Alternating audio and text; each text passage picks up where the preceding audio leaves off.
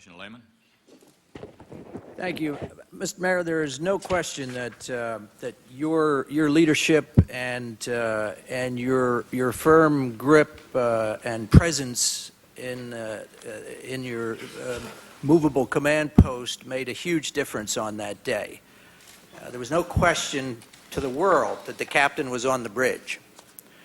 But there is a tradition in the Navy learned over centuries that sometimes the captain's not on the bridge, and that there has to be a clear and unambiguous succession of command authority in the event the captain is ashore when the attack comes, or the captain is killed in the event, and particularly when there are multiple crises around a battle or a ship.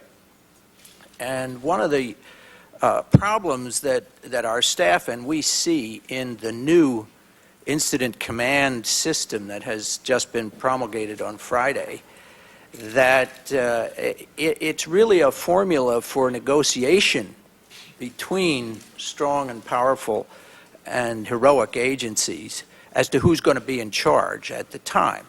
And I think Ray Kelly yesterday explained it very well, that this is a system based on a very strong mayoral system. And in a way, it's modeled on you being on the bridge. We have a very strong mayor now. There have been times in the past, in fact, frequent times, when we have not had very strong mayors. And we've had many cities around the country do not have a strong mayoral system, even if the incumbent is strong. But more importantly than that, below the mayor, there does not seem to be in a situation like we are trying to plan for.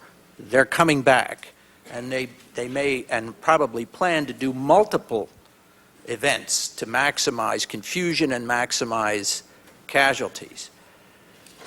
The problem is, even with a strong captain on the bridge, this plan does not provide clear unity of command. It's a negotiating document. And I would like your personal view on whether it's not time, given the increased level of the threat from a very sophisticated enemy, that New York break from its long and successful tradition of working together with independent agencies to adopt a more clearly defined and unambiguous command and control system above. I'm not saying within, although there are issues there, some issues there, but much less strong. But among the agencies, Port Authority, Fire Department, and police. First of all, I believe that Mayor Bloomberg and Commissioner Kelly and the commissioners you saw here yesterday, Commissioner Scopetter, Commissioner Bruno, have done a lot learning from the things that happened on September 11, 2001 to improve the readiness of the city. And in fact, I think they've done exceptionally good work in doing that. And I think this protocol matrix is an attempt to try to improve on the one that we did. Was it 2 or 3 years earlier? I've forgotten exactly when it was put out. But I went through so many drafts of that when I see it now, I can't remember which was the last draft and which it took us about 3 years to develop that. First of all, the line of authority is clear. The mayor is in charge. All of these agencies are mayoral agencies. In the same way that the President of the United States is commander-in-chief, the mayor is in charge. That's why people elect the mayor. So they get the choice of whether they get a strong captain or a weak captain or a lieutenant or whatever. The people get the choice of who they select. And maybe now, in the new era that we're in, this will be something that people think about, and when they make the choice. But at least they get the choice of who's in charge. There's a deputy mayor who succeeds the mayor immediately if the mayor is sick, injured, hurt, or missing. And that deputy mayor is designated. In my case, it was Joe Lota, who was there right at the scene. He was the second person to come up to me with the police commissioner at the time, and he was ready to take command if anything happened to me. And then there's a line of succession after that. So there's never any, and this was true not only of my administration, but of Mayor Dinkins' administration, Mayor Koch. And I think suppose there were 3 other events simultaneously. well, I mean, if there were 3 other events simultaneously, then you have the best police department in the country, usually with a police commissioner who's among the 3 or 4 very best police professionals in the country, because the New York City Police Department draws the best people. I mean, I never had trouble finding a really great police commissioner. The really problem I had was selecting between the 10 that wanted to be police commissioner. Why shouldn't there be an automatic? This is my final. I'm from New York too, so. Why shouldn't there be a formula so that before that can be arbitrated, there's an automatic system for who's going to be in charge until a decision otherwise on the scene. I'm not talking about at the top, but on the scene of multiple incidents. I think that because incidents are complex, that's why you need OEM, and that's why I created OEM. But it doesn't have the authority. That's yes, it does. The problem. It has to. It can dictate who's going to be in charge. Yes, it has the authority to decide who's in charge until the mayor gets there, and then I guess somebody could argue it. That never happened. The way the system was arranged, and I know my system better, but I think this one is very similar.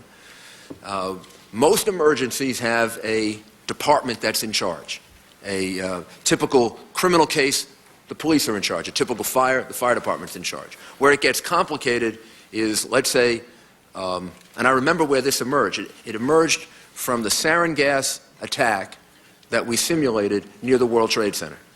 And the question was, this was a political rally attacked by Islamic terrorists, sarin gas attack. 1,000 people down. And the question was, who's in charge? The terrorists were in the crowd, still releasing the sarin gas.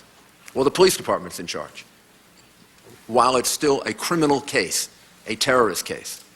Now the terrorists are arrested. They're now out, and now you've got 1,000 victims that have to be saved. The fire department's in charge. And OEM has to determine that decision.